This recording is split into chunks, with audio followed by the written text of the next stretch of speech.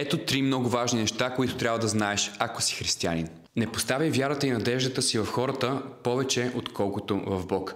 Това е една от най-честите причини, поради която много хора са спряли да ходят на църква, а други хора направо са се отказали от вярата и дори не вярват в Бог. Всички хора допускат грешки, дори тези, които са служители на Бог, и ако ти крепиш своята вяра повече на тях, отколкото на Бог, със сигурност в даден момент ще останеш разочарован. Бог иска сърцето ти, а не просто старанието ти да спазваш правила, традиции и закони, които дори самият ти не знаеш защо ги правиш, но ги правиш просто за да можеш да се чувстваш по-добре за себе си и да се чувстваш по-угоден на Бога. Можеш да си четеш Библията всеки ден, да ходиш всяка неделя на църква, да палиш свещи и да целуваш икони, но реално да нямаш истинско взаимоотношение с Бог.